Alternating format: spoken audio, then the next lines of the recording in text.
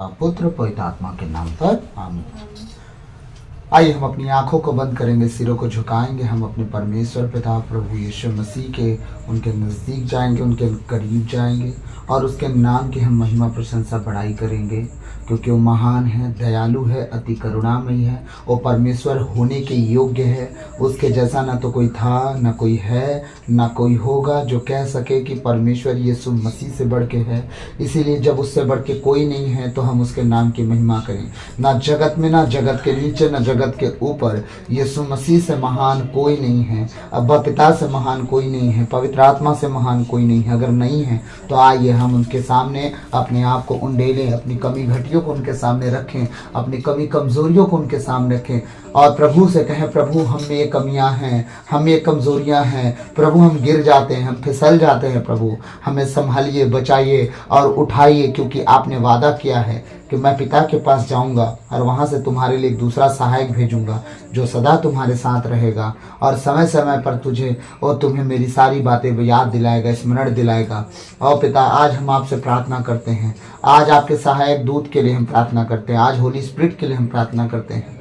जितनी बातें हमारे जीवन के लिए उत्तम है कि हम आपके पीछे चल सके, वो सारी बातें हमें स्मरण दिलाए और भेद की बातें हम पर प्रकट करें, ताकि हम आपके कहे अनुसार जीवन जिए, पाप गुनाह से दूर रहें, पवित्रताई और खराई में चले, इस योग बनाइए। पिछली रात के लिए, आज के दिन के लिए और इस शाम रात के लिए पिता हम धन्यवाद देते हैं कि आपने अब तक हमें जीवित, सुरक्षित और अचानक मरण से बचाया, हर अप्रिय घटना से, हर दुर्घटना से, हर एक्सीडेंट महामारी से बचाया, उसके लिए धन्यवाद। पिता आज तक जो भी हमसे मन वचन कर्म से अपना कर्तव्य पूरा ना करने से जो हमसे पाप गुनाह हुआ हो, उसके लिए हमें क्षमा कीजिए, दया कीजिए, कृपा कीजिए। हमें दंड ना दीजिए, हमारे कर्ज गुनाह अपराध क्षमा कीजिए, ताकि हम आपके कहे अनुसार जीवन जिए, पाप गुनाह से दूर रहें, पवित्रताई और खराई में चल सके, सियोग बनाइए। जब आपके भजन और गीत को गाएं, हमारे जीवन से आपको महिमा मिले। सारी बातों को आपके चरणों में रखते हुए विनती यीशु मसीह के सामर्थी नाम से अब्बा पिता हम आपसे मांगते हैं, सुनिए और दया से ग्रहण कीजिए। आमीन आमीन। जिसको हमने चाहा दिल से वो यीशु यीशु है, जिसको हमने चाहा दिल से वो यीशु यीशु है, जिसने हमको चाहा सबसे वो यीशु यीशु है, वो यीशु यीशु है, वो यीशु यीशु है, वो यीशु यीशु है, वो यीशु यीशु है। बाप ने जिसने पाया हमको वो यीशु यीशु है, बाप ने जिसने पाया हमको वो यीशु यीशु है।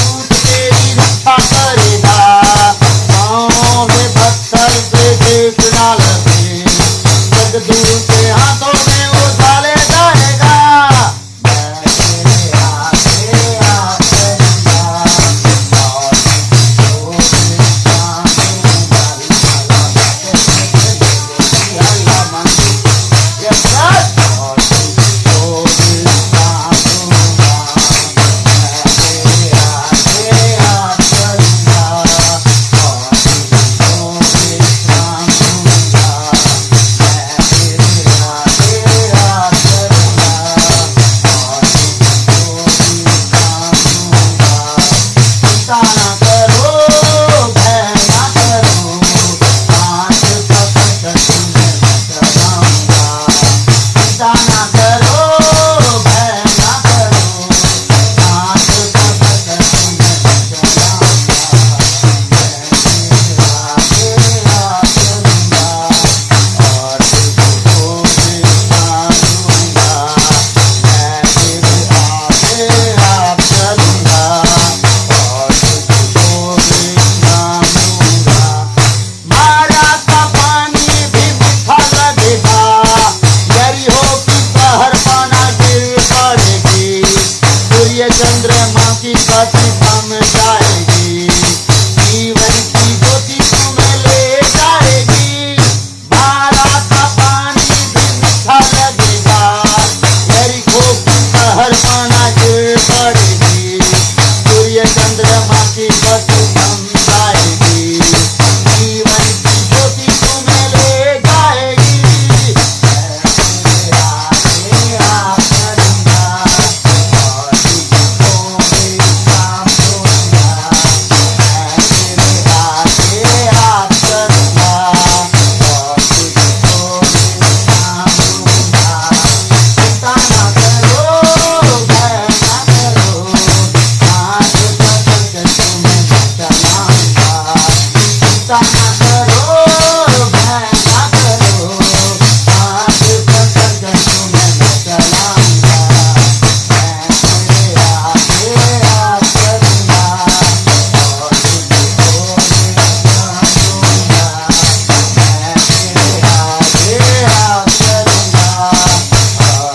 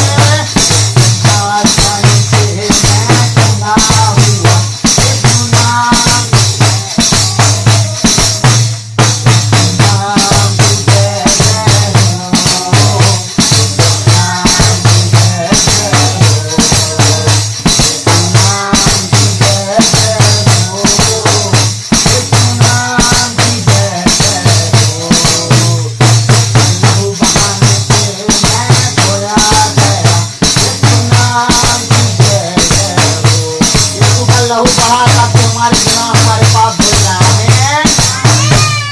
लहू बहाने से मैं धोया गया, यीशु नाम की जय जय हो।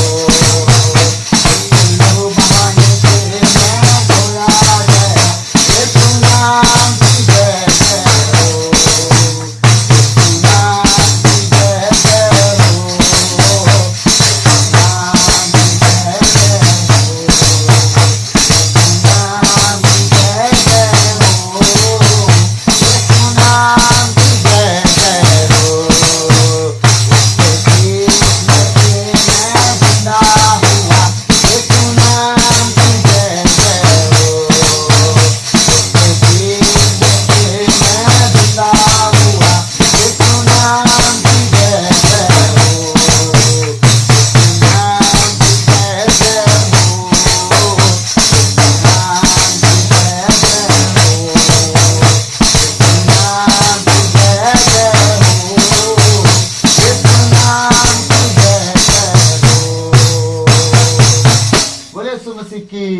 हमारे उद्धारकर्ता यीशु मसीह की, हमारे मुक्तिदाता यीशु मसीह की, और राजाओं के राजा प्रभु यीशु मसीह की।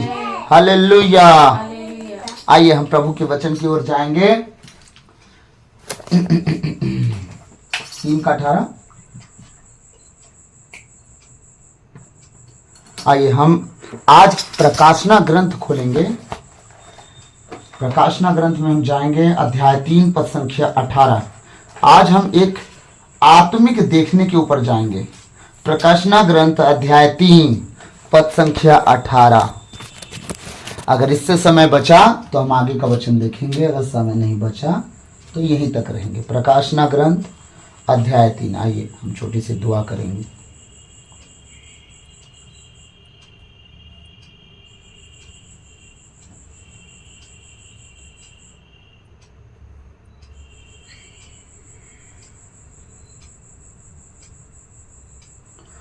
सर्वशक्तिमान महान परमेश्वर पिता, हम आपको धन्यवाद देते हैं। राजाओं के राजा, प्रभुओं के प्रभु, प्रभु यीशु मसीह। हे पिता परमेश्वर, मेरे मुख पर पहरा बिठाइए, मेरे होठों के द्वार की रखवाली कीजिए। प्रभु आज मेरी ज़बान को मसा कीजिए, होठों को मसा कीजिए, गले को मसा कीजिए। आज बोलने वाला मैं नहीं, वरन आप स्वयं अपने वचनों के द्वारा प्रभु हमसे बातचीत करें।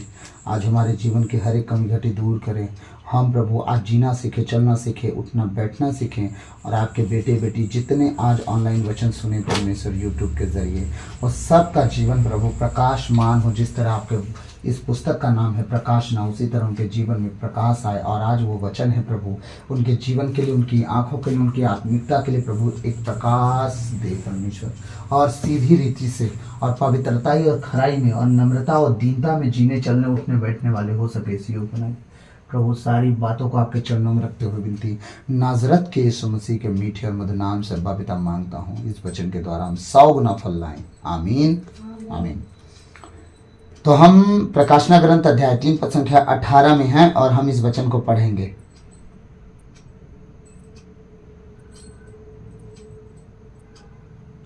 वचन कहता है, मेरी बात मानो, मुझसे आग में तपाया हुआ सोना खरीद कर धनी हो जाओ, उजले वस्त्र खरीद कर पहन लो और अपने नंगेपन की लज्जा ढक लो। अंजन खरीद कर आंखों पर लगाओ, जिससे तुम देख सको। आमीन। प्रभु इन वचनों के द्वारा हम सबको आशीष दे। आमीन। प्रभु का वचन जो कह रहा है, हम आंखों के विषय में शायद आज लास्ट देखेंगे। इसके बाद हम चले जाएंगे मन हृदय पर, कान के ऊपर, अलग मैसेज हो जाएगा। लेकिन आज शायद अगर इस वचन को हम जल्दी कंप्लीट कर पाए तो दूसरा वचन दूंगा मैं। और सबके लिए मैं सूचित करना चाहूँगा एक बात कि आने वाले दिनों में हम ऑनलाइन प्रेयर में रखूँगा, सप्ताह में एक दिन आप सबके लिए। और वो प्रेयर आपके साथ होगी और आप चाहेंगे उस प्रेयर में बैठना तो रात में आप, जिस तरह लोग कहते हैं कि हम प्रेयर रात में नहीं कर पाते, हम सो जाते हैं, तो मेरे साथ आप सब एक साथ एक मन एक चित होकर हम सब यूट्यूब के चैनल के द्वारा जिस तरह हम वचन डाल रहे हैं, उसी तरह आप सबके लिए मैं खुद प्रेयर करूंगा। और हफ्ता में एक दिन हम प्रेयर हमेशा मैं डालूंगा, लगभग किसी न किसी दिन। और वो प्रेयर आप सबके पास पहुंचेगी। और रात में ही मैं चाहूँगा कि आप हेडफोन लगाएं, ब्लूटूथ लगाएं, या अगर आपके घर में सब प्रार्थना करने वाले हैं तो घर में होम थिएटर है उसे लगाएं और एक साथ मेरे साथ बैठेंगे। और हम सब उस चैनल के द्वारा आप जितना टाइम पाते हैं, मैं यूट्यूब पे वो वचन क्या बोलते हैं प्रार्थना डाल दूंगा। आप जितना टाइम चाहें उसे ऑन कर सकते हैं और आप बिल्कुल अपने घर में प्रेयर रख सकते हैं। आप लोग दिन में, रात में, जब चाहें एक साथ, एक परिवार के साथ, या अकेले अपने बेडरूम में जाके अगर आप अकेले प्रार्थना करना चाहते हैं, प्रार्थना में बढ़ना चाहते हैं, आत्मिकता में बढ़ना चाहते हैं, सांसारिकता में बढ़ना चाहते हैं, शारीरिकता में बढ़ना चाहते हैं, और मतलब हर एक परिस्थिति में जो बढ़ना चाहता है वो उस प्रेयर को अटेंड करेगा और प्रेयर में बना रहेगा। जिसको अनोखी भाषा मिली है उसे और मिलेगी, और जिसको नहीं मिलेगी मिली है उसे भी मिलेगी। बस ध्यान रखें कि जब अनोखी भाषा की प्रेयर में डालूं तो आप लोग धीरे धीरे प्रार्थना नहीं करेंगे। हाँ बोलेंगे, जिसके घर में दिक्कत है वो धीरे धीरे कर सकता है, लेकिन जिसके घर में आप ईसाई हो और आप जानते हो कि हमारा घर ईसाइयों का है, हम प्रार्थना करने वाले हैं, तो आपको धीरे नहीं, कुछ चीजों को, शैतान को लात मारने के लिए, देखिए हमें कभी भी आप देखे होंगे दुश्मन को डराना होता है तो धीरे से बोल के नहीं डराते, उसे आंख दिखाना पड़ता है, दांत दिखाना पड़ता है। हाँ, और उसे मतलब कैसे हड़का के तेज तर्रार आवाज से बात करना पड़ता है, उसे बताना पड़ता है कि हम में भी दम है, तू अकेला नहीं है। तो इसी तरह हम प्रार्थना करेंगे उसे गिराने के लिए, ढाने के लिए, बीमारियों को गिराने के लिए, गरीबी, लाचारी, कमी, कमजोरी, हर एक विपत्ति को, घर से नशा को, व्यभिचार को भगाने के लिए, डांटने के लिए हम प्रार्थना करेंगे। आमीन। आइए हम प्रभु के वचन में जाएंगे। मेरी बात मानो, मुझसे आग में तपाया हुआ सोना खरीद कर धनी हो जाओ। अब ये आग में सोना तपाया हुआ खरीदना धनी होना है क्या? दुनिया में सबसे खरा क्या है? कोई बताएगा मुझे? अगर कोई बताएगा तो कमेंट डाल दीजिएगा, ठीक है? जो मैं बताने जा रहा हूं उससे अगर जो मैं बताने जा रहा हूं अगर उसके अलावा आपको कमेंट मिले तो जरूर मेरे को कमेंट करिएगा। तो दुनिया में सबसे खरा है यीशु मसीह का वचन, ठीक है? दुनिया में सबसे खरा है हमारा प्रभु और उसका वचन और यीशु मसीह खुद। यही वो सोना की बात करें। संसार का सोना आपके किस काम का होगा? हाँ, सबके घर पे कुछ ना कुछ तो सोना होगा। क्या वो सोना आग में तपा के आपके लिए आभूषण नहीं बनाया गया है? क्या वो सोना तपा के आग में क्या काने की झुमकी, बाली, नाक की नथनी, गले का हार, जो भी हो, चेन, सोना, अंगूठी, मंगलसूत्र, दुनियादारी, तेन तेरा है जो भी हो, हाँ, क्या वो आपके पास नहीं है? तो सोना में बिना आग में तपाए तो नहीं बना होगा पक्का। तो क्या वो बहुमूल्य प्रभु उसको ठहराया? हाँ, बहुमूल्य वो तो नहीं ठहराया। वो थोड़ी बोला कोहिनूर का हीरा जो रानी एलिजाबेथ के मुकुट में है वो कीमती है, वो तो नहीं बोला ना। वो क्या बोल रहा है, सुनिएगा ध्यान से। मेरी बात मानो, मुझसे आग में तपाया हुआ सोना खरीद कर धनी हो जाओ। आप प्रभु को कितना पैसा देके सोना खरीद सकते हैं? जाओगे स्वर्ग धनी होने के लिए पैसा देने? तीन सब बातों का मतलब समझना है पहले कि प्रभु कहना क्या चाहता है। तो सोने की बात कर रहा है तो क्या लेन देन यीशु मसीह से हो सकता है? नहीं। उसके याजक खोले, याजक लोग हैं ना भाई, यहाँ फादर हैं, बिशप स्वामी हैं और पास्टर लोग हैं, उनके अलग अलग प्रेरित होते हैं, भविष्यवक्ता होते हैं। तो क्या सोना का दुकान रखे वो लोग सोना बेच रहे हैं? कि आप जाके खरीदोगे? ठीक है, यीशु मसीह नहीं बेचेंगे, उस दिन बोले थे, आज नहीं बोल रहे हैं, तो उनके चेले बेचेंगे। तो क्या उनके चेलों के पास सोना रखा है तो बेचेंगे वो? आप जाओगे खरीदने? हाँ, प्रभु कह रहा है इससे कीमती कुछ नहीं है प्रभु के वचन से। और जो इस वचन को पा जाता है और भी बिना कीमत के नहीं मिलता। क्या कीमत? पैसे? नो। जमीन जायदाद? नो। तुम्हारा जीवन, तुम्हारा समय जो 24 घंटा जीते हो, वो कीमती समय परमेश्वर मांगता, तुम्हारी चीजें नहीं मांगता वो। परमेश्वर चीजों को क्या करे? वो तो कहा तुम मेरे राज और धार्मिकता की पहले खोज करो, दुनिया की सारी चीजें तुम्हारे पास होगी, तुम्हें भटकने की जरूरत नहीं पड़ेगी, कुछ के लिए हाय हाय नहीं करना पड़ेगा, सब कुछ तुम्हारे पास होगा। तो सबसे पहले क्या करो? उसके राज और धार्मिकता की खोज करो। बाकी चीजों के लिए वो अहमियत नहीं दे रहा है। और उसकी राज और धार्मिकता आपको कैसे मिलेगी? ये जो सोना में तपाया हुआ धन यीशु मसीह सोना दे रहा है, आग में तपाया हुआ सोना, असल में उसी को जब आप पा जाओगे तो स्वर्ग, राज और धार्मिकता आपको मिल गई। और वो क्या है? वचन। जिस दिन प्रभु का वचन आप जान गए, उसके अनुसार चल गए और उसका पालन करना शुरू कर दिए, छोटी छोटी बातों पे ईमानदार बनना शुरू कर दिए, आप स्वर्ग राज के अधिकारी हो गए। और दुनिया की सारी चीजें आपके पीछे, आपकी जरूरत की जो चीजें हैं वो आपको भटकना नहीं पड़ेगा उसको लेने के लिए, वो आपके पीछे पड़ के मिलेंगे। आमीन। तो ये इसमें कितने मैसेज छुपे हैं हम देखेंगे ना।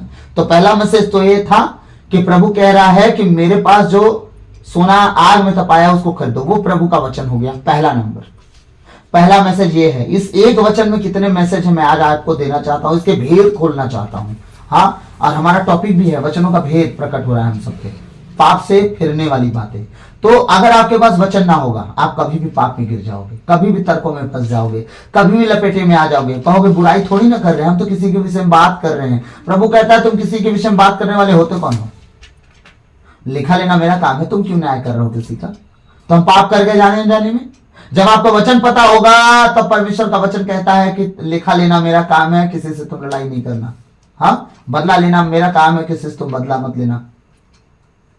नहीं तो हम ताना मार देते हैं जब किसी के साथ, जब हमारे साथ कोई बुरा किया रहता है, जब हमारा टाइम आता है तो हम ताना मारते, देख देख देख मैं बोला था ना, है मेरे साथ सही नहीं किया, तेरे साथ कैसे सही होगा? ताना मारे। परमेश्वर कहता है ऐसा मत करना। अगर तुम्हारा दुश्मन किसी भी रीति से अगर वो ठोकर खाए तो तुम हंसी मत उड़ाना उसका।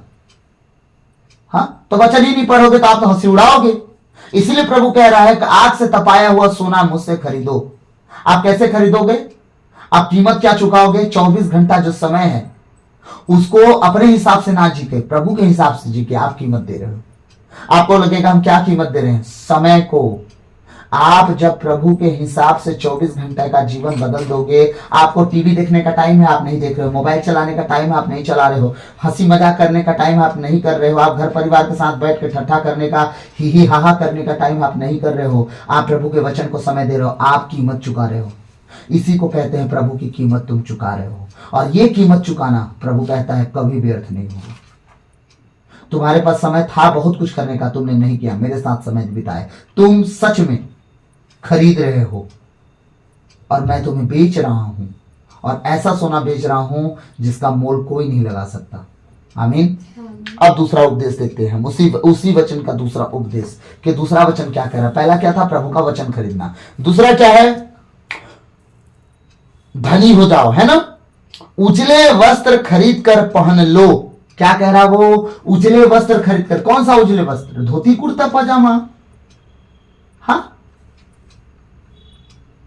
तो दुनिया के सारे जो सरकार चलाते हैं वो भी तो सफेद ही पहनते हैं ना, लेकिन जहां देखो घोटाला ही दिखता है, कुछ दिखता ही नहीं है, गड़बड़ ही दिखता है, कुछ ना कुछ। भाई मैं दुनिया की बात किया, पूरी दुनिया में कहीं ना कहीं कुछ ना कुछ होता ही रहता है। हाँ, तो सफेद कपड़ा पहनने से मतलब कभी कभी होता है ना कि हमारे अंदर तो सब काला छुपा है, व्हाइट पेंट मार देंगे तो अंदर की खोखलापन जो है तो थोड़ी ठीक हो जाएगी, वो तो रहेगी कालापन ना। तो इसीलिए परमेश्वर जो कह रहा है उसको हमें समझना है। प्रभु का वचन क्या करे? उजले वस्त्र खरीद कर पहन लो। अब उजले वस्त्र खरीद कर पहनने का मतलब क्या है? अरे तुम्हारा जो स्वभाव है वो काला स्वभाव, उसे तुम खत्म करो। अब परमेश्वर के वचन को धारण करो। वचन तो काला है, हाँ भाई काला है, लेकिन ये काला वचन आपको उजाले की ओर ले जाता है। यही काला वचन आपको रोशनी की ओर ले जाता है। यही काला वचन आपके अंदर के कड़वाहट को खत्म कर देता है। यही काला वचन आपको मेल मिलाप जीना सिखा देता है। यही काला वचन आपको बुराई करना बंद करवा देता है। नशा पान व्यभिचार दुनिया की सारी बातें ये काला वचन खत्म करवा देता है और आपको उजला बना देता है, आपको रोशनी में ले आता है। खुदा का वचन खुद काला है लेकिन आपको रोशनी दिखाता है। यीशु मसीह खुद सूली पर चढ़ गया ताकि आप बच जाओ। हाँ, लोग कहते हैं ना वो परमेश्वर था तो अपने आप को क्यों नहीं बचाया? इसीलिए नहीं बचाया मूर्खो, ताकि तुम बच जाओ। आमीन। कह रहा है उजले वस्त्र खरीद कर पहन लो। अब इससे क्या होगा? जब तुम उजले वस्त्र खरीद कर पहन लोगे तुम क्या करोगे? अब हमसे एक सवाल का अब आप हमें जवाब दीजिए। आपके पास पूरा नया है, पूरा नया, सब कुछ नया पहन लिया, एकदम white white white white white, सब कुछ व्हाइट, ठीक है। तो क्या आप एक गमछा जो गले में लटकाते हैं लोग, आदमी लोग, क्या वो मैले चिथड़े टाइप से रहेंगे? पुराने टाइप से आप उसको गले में लगाओगे लेकिन पूरा कपड़ा व्हाइट है, चमाचम, यहाँ तक कि आपकी जूती भी व्हाइट कलर की हो, चमक रही हो, नहा धोआ क्रीम पाउडर माँ की चमक रहे हो, क्या आप पुराने मट मैले गमछे को लगाओगे गले में? नहीं ना। प्रभु यही कहना चाह रहा है कि अपना पुराना कोई चीज मत रखो। जब मैं तुम्हें दे रहा हूं नया तो तुम एक चीज लटका के मत भागो। हाँ, हम क्या करते हैं? हम पीछे मुड़ मुड़ के ज्यादा देखते हैं। सब कुछ परमेश्वर बदलने की तैयारी में है लेकिन हमें क्या लगता है? वो ना छूटे, वो ना छूटे, परिवार का वो चीज ना छूटे, फलाना आदमी ना छूटे, उसकी दोस्ती यारी ना छूटे। अरे परमेश्वर कहता है बुरे लोगों को मैं निकाल के फेंकूंगा, तब तो तुम नया धारण करोगे ना। पुराने लोगों को हटाऊंगा तब तो तुम नए लोगों से मिलोगे, जब नए लोगों को लाऊंगा तब तो पुराने हटेंगे ना। वो चाहता ही नहीं कि आप पुरानों से मिलो, क्योंकि तुम पुरानों के साथ रह के क्या तरक्की किए? हाँ, तुमने पुरानों के साथ रह के ईर्ष्या, जलन, क्रोध, गुस्सा, डाह, चुगली, पर स्त्रीगामी, दुनियादारी और लड़ाई झगड़ा, चुगली, निंदा तो सीखे। इसीलिए परमेश्वर क्या करता है? जब तुम नए स्वभाव में आना शुरू करते हो, प्रभु का सोना खरीदना शुरू करते हो, वचन में आते हो, तो परमेश्वर क्या करता है? वो तुम्हारा सारा पुराना निकाल के काट छांट के अलग करता है। अभी मुझे परमेश्वर दर्शन दिया कुछ दिन पहले। हाँ, उसने कहा, मतलब उसने दिखाया मुझे कि मेरे खेत में, मेरा जमीन है एक, हम लोग बचपन में बहुत खेले वहां पे, वॉलीबॉल फुटबॉल खेले हैं। उस जगह पे दूसरा पेड़ है पर वहां वो पेड़ अच्छा पेड़ नहीं है, मतलब वो किसी काम का पेड़ नहीं है, ऐसा पेड़ है। बस उस पेड़ की छाया में ना मात्र टमाटर की खेती अच्छी होती है। वहां पे टमाटर बहुत अच्छा फलता फूलता, बहुत लंबे टाइम तक चलता है, बाकी कोई चीज नहीं। अब वहां पे क्या जम गया? पूरा आम ही आम के पेड़ लग गए, बगीचा बन गया। मतलब यहाँ तो भाई कुछ और पेड़ था, यहाँ तो पूरा बगीचा हो गया और उसमें फल भी लगे हैं। लेकिन असल बात क्या थी? पेड़ बड़े बड़े भी नहीं थे, छोटे छोटे थे, मुश्किल ज्यादा से ज्यादा 30 फीट, 25 फीट, 30 फीट, बस उससे ज्यादा पेड़ नहीं था, 20 से 25 फीट। हाँ, तो जितनी डालियां फल नहीं लाई थी वो काट दी गई थी एकदम बराबर, जो आजकल मशीन काटती है ना, भें भें करके काट देती है, वो मशीनों से काट दिया, बराबर छटनी हुई थी। जो जो फल लाए थे, एक नंबर का आम में फल लगा था, मैं तोड़ा भी हाथ में, एकदम कच्चे कच्चे आम, बहुत सुंदर सुंदर। तो ये क्या है, प्रभु कह रहा था इस सपने के द्वारा, मुझे बहुत दिन बाद लग गए, मेरे 1 हफ्ता में लग गए समझते समझते, प्रतिदिन मनन करता हूं।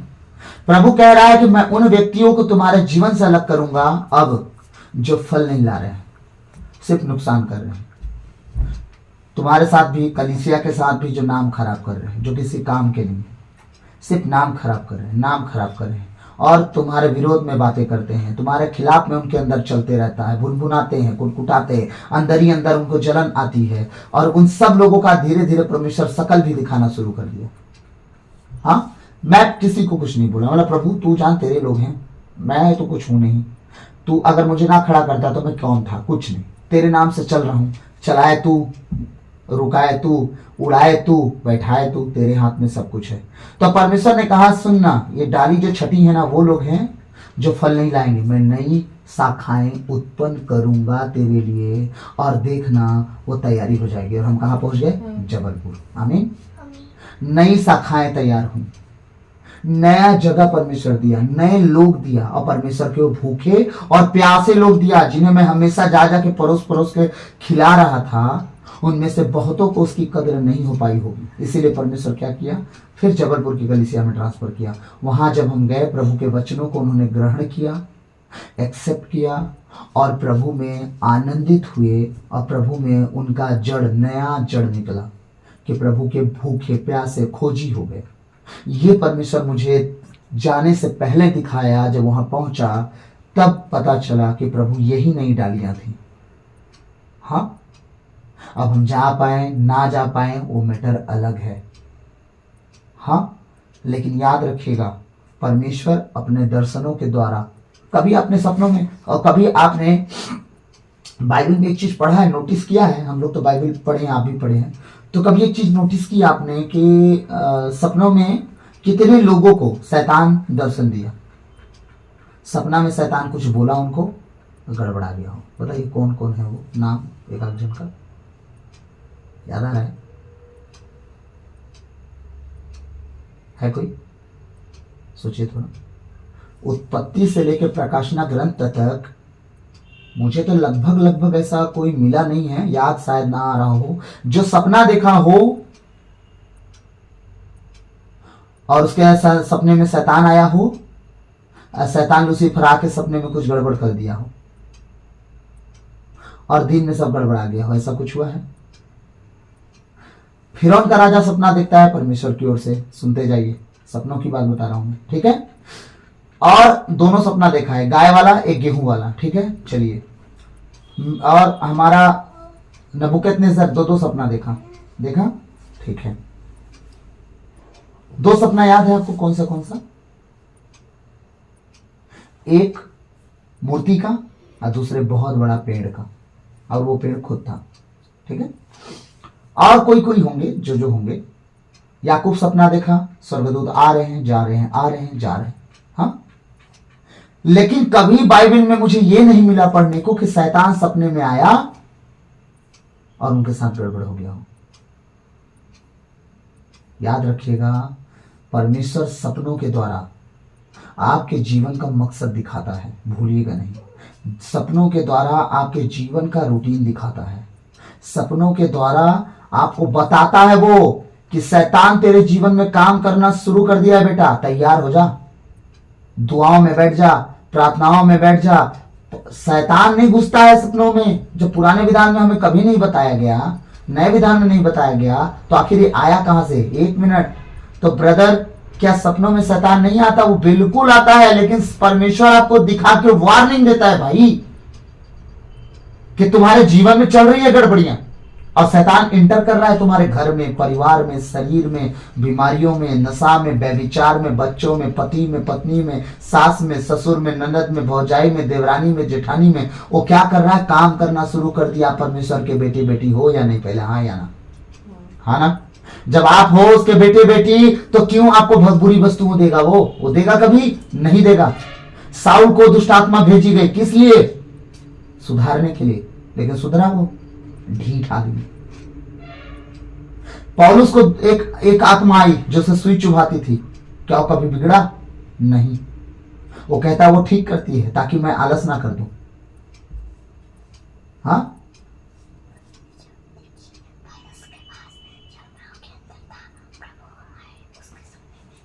प्रभु का वचन कहता है, पौलुस कहता है, हम कौन सा बड़ा काम करते हैं? जो हमें करना है हम सिर्फ वही काम करते हैं। समझे? हम जो काम हमें कहा गया है बाइबल में, अगर हम वही काम करते हैं तो हम बड़ा काम क्या कर रहे हैं? कुछ नहीं। हम तो आज्ञा पालन कर रहे हैं, जिस तरह नौकर करता है। और बेटा क्या करता है मालूम है? वो जितनी वस्तुएं बिखरी हैं उन्हें समेटने की बात करता है। बाप बोलता है सुनना, जा तो खेत में एक ठो क्यारी में पानी लगा देना। अगर पानी चल रहा होगा, अगर खेत में पानी आ रहा होगा तो बेटा सिर्फ एक क्यारी में पानी लगा के नहीं जाएगा। वो बोलेगा आगे तो लगाना ही है ना, तो आगे भी खोल देता हूँ। इसमें तो हो गया, उसका भी मुंह खोल देता हूँ, खेत में पानी चला जाएगा। हाँ, लेकिन मजदूर को जो बोला जाएगा बेटा उसमें लगा के तुम घर चले जाना, वो नहीं खोलेगा। वो बोलेगा पानी लग गया ना, मोटर बंद करो, मैं चलता हूं घर। पौलुस क्या कह रहा है कि अगर हमें वही कर रहे हैं हम जितना कहा गया है, तो हम बड़ा काम क्या किए?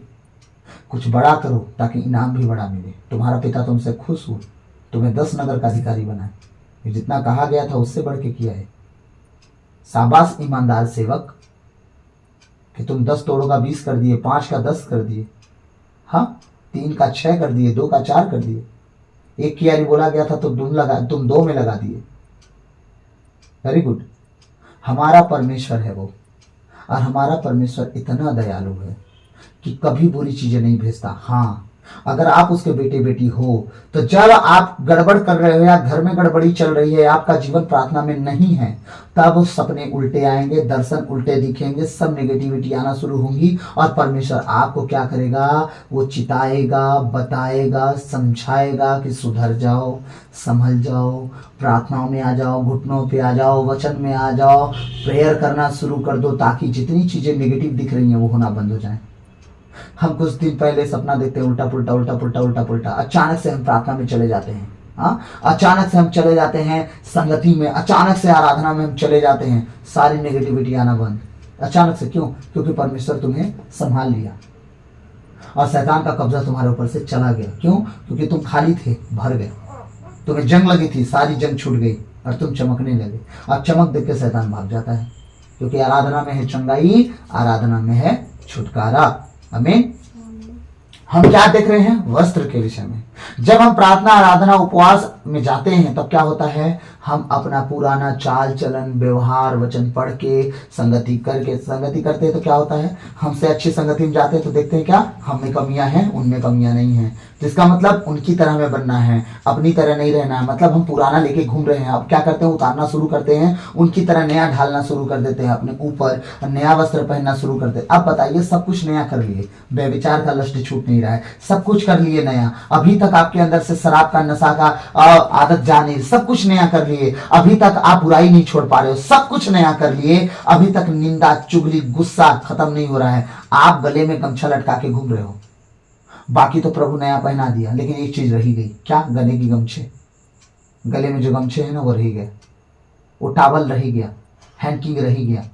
हाँ, क्या मतलब निकला आपका नया धारण करने का जब कुछ रह गया? तो आप बताओ, पूरा वस्त्र व्हाइट है और गले में लटका हुआ वो टावल, वो गमछा अगर मटमैला है तो व्हाइट किस काम का हुआ? पूरा ये बताइए, पूरे कपड़े पे ध्यान कोई देगा कि उस गमछे पे ध्यान देगा? उस गमछे पे ध्यान देगा। 5वां सुसमाचार कौन है? 5वां सुसमाचार प्रभु के लोग हम सब हैं। हाँ, लोग हमें पढ़ते हैं। ऐसा जीवन हमें होना चाहिए हमारा कि लोग हमें जब पढ़े तो हम पवित्र और खरे व्यक्ति मिले, नम्र और दीन व्यक्ति मिले, घमंडी नहीं, नम्रता में चलने वाले व्यक्ति मिले। जब 5वां सुसमाचार हम हैं तो हमारा जीवन 4 सुसमाचारों की तरह होना चाहिए और हमारा जीवन उस 4 सुसमाचार में ढला हुआ होना चाहिए। आमीन। हम कहाँ थे? वस्त्र के ऊपर, है ना। क्या कह रहा है प्रभु का वचन? प्रभु का वचन कहता है उजले वस्त्र खरीद कर पहन लो और अपने नंगेपन की लज्जा ढक लो। कौन से नंगेपन की लज्जा? व्हाइट ड्रेस जो खरीदने के लिए परमेश्वर, बाकी ड्रेस नहीं है दुनिया में का, लाल बैंजनी, हाँ, मखमल के, कौन से नंगेपन की लज्जा को ढकने के लिए बोल रहा हूं? आज तक जो गुनाह गलतियां तुमसे हो रही थी ना, ये सारे गुनाहों को, गलतियों को, पापों को, अपराधों को, व्यभिचार को, नशे को, ईर्ष्या, जलन, क्रोध, चुगली, निंदा, बुराई, फूट जितने हैं उन सबको क्या करो? ढकना शुरू कर दो। ढकने का मतलब जब तुम उसे धारण करोगे ना, अपने आप ही छुटना शुरू हो जाएगा। जब पवित्र वचन पढ़ के अपने जीवन में लागू करना शुरू कर दोगे, लिखा है व्यभिचार ना करना, हाँ, लिखा है व्यभिचार ना करना, लिखा है पाप ना करना, लिखा है बुराई ना करना, लिखा है चुगली निंदा ना करना, लिखा है कि ईर्ष्या जलन ना रखना, किसी से बैर ना रखना। हाँ, आप क्या कर रहे हो? जब लिखा पढ़ लिए लोगों से आप क्या करने लगे? छोड़ना शुरू कर दिया। आप क्या कर दिए? उजला वचन और उजला वस्त्र धारण कर दिया। और जो आज तक आपसे गलतियां होती थी वो नंगेपन की चीजें थी। आप दिखाते थे कि मुझ में कमियां हैं, मुझ में नग्नता है। अब क्या करने लगे? उसे ढकना शुरू कर दिए। आज जब ढकना शुरू कर देंगे आप, तो क्या होगा? हाँ, आप प्रभु के लोग बनेंगे। प्रभु क्या कह रहा है आगे वचन में? अंजन खरीद कर आंखों पर लगाओ। अंजन, सुरमा बोलते हैं ना, सुरमा, काजल, सुरमा, हाँ, कहता है आंखों पर, हम आंखों के विषय में है। अंजन खरीद कर आंखों पर लगाओ। किस लिए? ताकि तुम्हारी आंख जो हो पाक और पवित्र रहे, लालच की चीजें ना देखे। बिना देखे लालच आता है क्या? व्यभिचार की चीजें ना देखे। हाँ, अब ये पवित्र अगर हो जाएगी तो तुम, प्रभु का वचन हम पिछले दिन हम पढ़े, तुम्हारी आंख अगर पवित्र है तो तुम्हारा सारा शरीर भी निर्मल हो जाएगा। हाँ, आंख के चक्कर में हम पापी हो जाते हैं। हाँ, इस सब बातों का ध्यान देना है कि आंख को शुद्ध करने के लिए प्रभु कहता है अंजन ले लो, अंजन खरीद कर अपनी आंख पर लगा लो, ताकि क्या हो जाए? तुम्हारी आंख एकदम, जिससे तुम देख सको। क्या देख सको? अरे आत्मिकता की बातें, स्वर्गीय बातें। संसार की बातों पे मन लगाना तो व्यर्थ है। आज शरीर पे मन लगाना तो मृत्यु ही है, लेकिन स्वर्गीय चीजों पे मन लगाओ। आप देखोगे नहीं स्वर्गीय चीजें। कैसे देखोगे स्वर्गीय चीजें? आप गए हो स्वर्ग? नहीं। यीशु मसीह को देखे हो? नहीं। तो कैसे? आप वचन जब पढ़ोगे ही नहीं तो कैसे जानोगे स्वर्ग में कितनी अच्छी अच्छी बातें हैं? स्वर्ग में सोने की सड़कें हैं, स्वर्ग में सूरज चांद नहीं है, परमेश्वर का तेज ही काफी है पूरे स्वर्ग को रोशनी पहुंचाने के लिए। आमीन। तो आप जब वचन नहीं पढ़ोगे कैसे जानोगे स्वर्ग की बातों को? तो हम पढ़ेंगे कहां से? जब तक आंख नहीं देखेगी वचन को, पढ़ेंगे कहां से? हाँ, तो आंखों के विषय प्रभु कह रहा है कि तुम अंजन खरीद कर आंखों पर लगा लो, ताकि तुम देख सको। क्या देख सको? परमेश्वर के जीवित वचन को और उसके राज और उसकी धार्मिकता को। तुम लोगों में अगर राज धार्मिकता प्रकट नहीं हुआ तो उन लोगों को देखो ना, जो लोग कुछ नहीं दे, गवाही देते हम कुछ नहीं थे, हम गरीब थे, ठुकराए गए थे, घर से निकाले गए थे, और आज परमेश्वर हमें ऊंचा उठाया है, आज हमें संभाला बचाया है, आज हमें परमेश्वर सब कुछ भरपूरी में कर रहा है। तो तुम देखो उद्धार के काम उनके जीवन में देखो। ये वही लोग हैं जो अंजन खरीद के अपनी आंखों में लगाए हैं और देख रहे हैं कि परमेश्वर का काम उनके जीवन में कैसे बड़े बड़े हुए। आमीन। और उसके हम जीते जाते गवाह हैं। आमीन। तो इन सब बातों पे आपको गौर करना होगा कि प्रभु हमारे जीवन में कभी बुरी वस्तु नहीं देना चाहता, वो हमेशा भली वस्तु देना चाहता है, बशर्ते आपको वचन पढ़ के वचन के अनुसार जीना है। तब आपको वो क्या करेगा? आप सोना तरीके वचन के भेदों को पाओगे, आप उजले वस्त्र की तरह वचन को धारण कर लोगे, आप इस वचन को सुरमा की तरह अपनी आंखों पर लगा के चलोगे, ताकि आत्मिकता की बातें आपको दिखेंगी और वचन आप पर प्रकट होगा, गहरे भेद आप पर प्रकट होंगे, और परमेश्वर आपको संभालेगा, बचाएगा और उठाए चलेगा, आगे बढ़ाए चलेगा, और सब परमेश्वर के कहे अनुसार जीवन में आगे बढ़ पाएंगे। और इसी तरीके से आप प्रभु के करीब हो पाओगे, प्रभु के नजदीक जा पाओगे, प्रभु की बातों को समझ पाओगे, ताकि प्रभु जो चाहता है आपके जीवन में अपनी इच्छा पूरी कर पाए, ताकि आप बचो, आपका घराना बचे। आमीन। तो प्रभु इन वचनों के द्वारा हम सबको आशीष दे। आमीन। बाकी का वचन हम कल सुनाएंगे और वचन में बने रहेंगे। आइए हम अंतिम प्रार्थना में जाएंगे। धन्यवाद धन्यवाद धन्यवाद। हे पिता परमेश्वर, पवित्र आत्मा, प्रभु यीशु मसीह, हम आपकी स्तुति, आराधना, महिमा, प्रशंसा, बड़ाई करते हैं पिता, आपकी जय जयकार करते हैं प्रभु। आपको धन्य धन्य धन्य कहते, राजाओं के राजा, प्रभुओं के प्रभु, प्रभु यीशु मसीह, पिछली रात के लिए, आज के दिन के लिए, शाम रात के लिए पिता हम धन्यवाद देते हैं कि आपने अब तक हमें जीवित, सुरक्षित और अचानक मरण से बचाया। हर अप्रिय घटना से, हर दुर्घटना से, हर एक्सीडेंट, महामारी से बचाया, उसके लिए धन्यवाद पिता। आज तक जो भी हमसे मन वचन कर्म से अपना कर्तव्य पूरा ना करने से जो हमसे पाप गुनाह हुआ हो, उसके लिए हमें क्षमा कीजिए, दया कीजिए, कृपा कीजिए, हमें दंड ना दीजिए, हमारे कर्ज गुनाह अपराध क्षमा कीजिए, ताकि हम आपके कहे अनुसार जीवन जिए, पाप गुनाह से दूर रहें, पवित्रताई और खराई में जीवन जीना सीख सके, इस योग बनाइए, हमें नम्र और दीन बनाइए, हम आपका स्वरूप और स्वभाव में चल सके प्रभु। ओ प्रभु, आपका स्वरूप धारण कर सके, स्वभाव धारण कर सके प्रभु। प्रभु हम पर दया कीजिए, कृपा कीजिए, अपने अनुग्रह की दृष्टि लगाइए, पवित्रताई और खराई में जीना सिखाइए, चलना सिखाइए प्रभु। इस घर को, अपने आप को, अपने इस छोटे से परिवार को, अपने घर परिवार को प्रभु आपके हाथों में देता हूँ। आपका वचन कहता है प्रेरित चरित्र 16:31 में, आप अगर ईसा मसीह विश्वास करेंगे तो आप और आपका घराना मुक्ति पाएगा। पिता हम विश्वास करते हैं कि आप आदि और अंत हैं, आप अल्फा और ओमेगा हैं, मार्ग, सत्य, जीवन है, आप जीवन की ज्योति हैं, आप जीवन का जल हैं, जो मुक्ति का कटोरा है। ओ प्रभु आप जीवन की रोटी हैं, आप स्वर्ग राज के द्वार हैं पिता। आपके पास बिना हुए कोई अब्बा पिता के पास नहीं जा सकता। हम आपको धन्यवाद देते हैं, आप महान हैं, आप अति करुणामय हैं, आप दयालु हैं प्रभु। मैं प्रार्थना करता हूँ हर उस कलीसिया के लिए जो तेरे नाम की महिमा करती है, विशेषकर परमेश्वर प्रभु मैं प्रार्थना करता हूँ लुड़े की कलीसिया के लिए, मैं प्रार्थना करता हूँ जसपुर की कलीसिया के लिए, मैं प्रार्थना करता हूँ परमेश्वर जबलपुर की कलीसिया के लिए, मैं प्रार्थना करता हूँ पत्थल गांव की कलीसिया के लिए, मैं प्रार्थना करता हूँ परमेश्वर जड़िया की कलीसिया के लिए, मैं प्रार्थना करता हूँ अंबिकापुर की कलीसिया के लिए, मैं प्रार्थना करता हूँ भारत की एक एक जगह के लिए परमेश्वर, जहाँ प्रभु तेरे लोग तेरे नाम की महिमा आत्मा और सच्चाई से करते हैं, उनके सुधी ले, उन्हें चला, उन्हें उठना बैठना सिखा परमेश्वर पिता। मैं प्रार्थना करता हूँ वहाँ के एक एक जन के लिए, विशेष कर प्रभु जो प्रभु तूने जिन लोगों को मुझे दिया है उनके लिए मैं प्रार्थना करता हूँ, उनके घर के लिए, उनके परिवार के लिए, उनके बच्चों के लिए प्रभु परमेश्वर, उनकी आत्मिकता के लिए प्रभु, उनकी शारीरिकता के लिए, उनकी सांसारिकता के लिए प्रभु, उनकी आर्थिकता के लिए परमेश्वर, उनकी सुधि ले प्रभु, तेरे कहे अनुसार वो जीवन जिए, पवित्रताई और खराई में चले, पाप गुनाह से दूर रहें। विशेषकर मैं प्रार्थना करता हूँ अपने उन आत्मिक बेटे बेटियों के लिए जो प्रभु तूने मुझे दिया है, उनके जीवन के लिए, उनके शरीर, प्राण, आत्मा, घर परिवार, मन, हृदय, प्राण, शक्ति प्रभु, हर एक चीज़, उनकी चीज़ें, उनके प्रभु हर एक परिस्थिति को प्रभु, उनके कमाई के जरियों को परमेश्वर तेरे बलवंत हाथों देता हूँ, अपने लहू में छुपा परमेश्वर, उन्हें कवर और सील कर, ताकि वह बड़े बड़े काम करे तेरे नाम से प्रभु।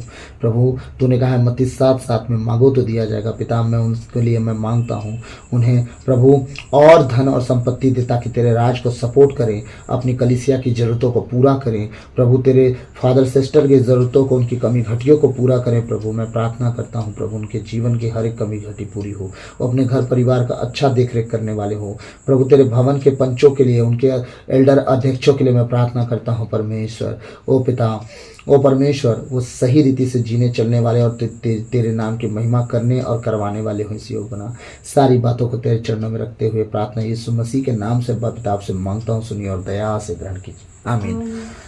धन्यवाद यीशु, धन्यवाद यीशु, हालेलुया। प्रभु आपकी तारीफ हो, महिमा हो, प्रशंसा हो, बड़ाई हो, आपकी जय जयकार हो प्रभु। आपको धन्य धन्य धन्य कहते राजा, हालेलुया। प्रभु आपकी तारीफ हो, महिमा हो, महिमा हो, महिमा हो, महिमा हो, प्रशंसा हो, बड़ाई हो पिता, आपकी जय जयकार हो। धन्यवाद।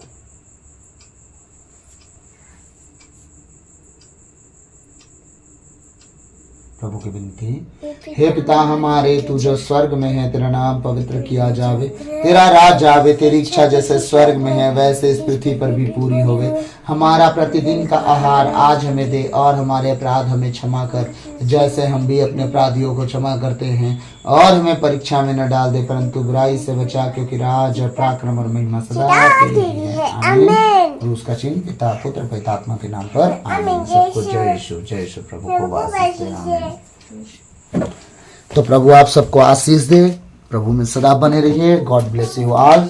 और इस प्रभु का वचन को अपने घर परिवार में ज़्यादा से ज़्यादा लोगों में शेयर कीजिए, उन्हें भेजिए, ताकि वो आशीषित हों, वो बचे, उनका घराना बचे, और आप उसके ज़रिए बन सकें प्रभु के नाम की महिमा के लिए। प्रभु आपको भी आशीष दे, बढ़ाए, ऊंचा उठाए।